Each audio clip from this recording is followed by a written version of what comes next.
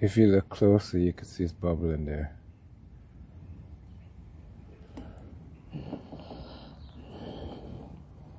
It's not holding pressure either.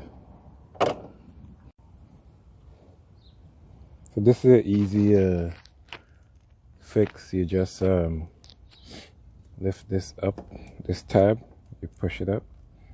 There's a 10 millimeter, and you pop it out.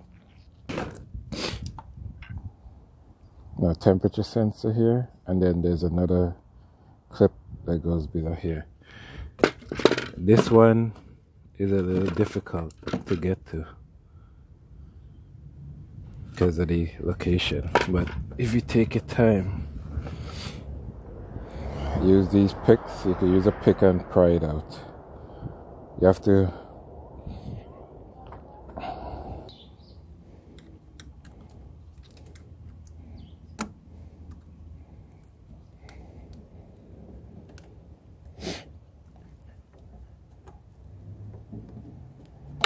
no water is going to come out from this. It's from the top of the radiator, only when it's hot or when the pump is activated. So I use this pump, it's a cheap pump from Haverford, to pump out the coolant. So it's like a little over a gallon in the tank. So if you move the steering fluid tank, it gives you a little bit more access to get under there. See, this is where you're trying to get to that. It's difficult to see.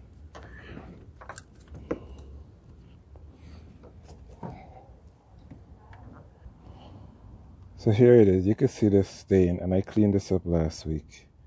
You can see the stain coming down here. So this is what it is. Here's the sensor here.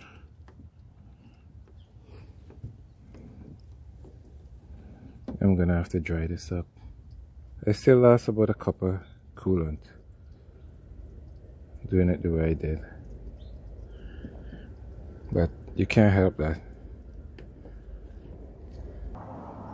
So I have everything back together. The coolant is filled. So you push this back in, and you do the same thing down below. Make sure you check the O-rings. Make sure they're not cut or anything. This should hold for about 16 to 19 psi, I think.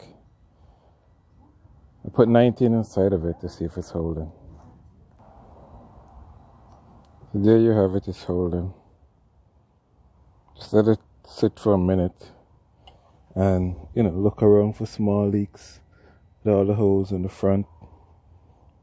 Right, check, see if the radiator is leaking down here. It would look wet down here. I had a friend of mine with his radiator was leaking, and in front it was always wet. He had to add antifreeze every 3 days. I was adding coolant maybe every week or two, maybe like a cup.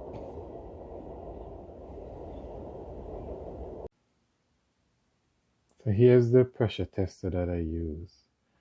I had this before, so what I did, I just got this adapter,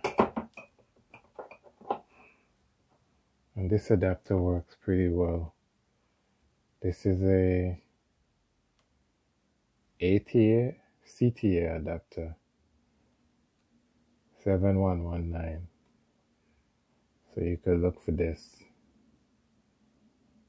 adapter if you have one of these pumps, or you can just get the kit. I don't know, I can't remember how much I paid for this adapter, maybe like 50 or 60 bucks. It was pretty expensive compared to this pump. This pump I paid, maybe it's cheaper now, but several years ago, I think probably about 70 bucks, 70, 80 bucks. So that's what you can use, yeah. All right, good luck, guys.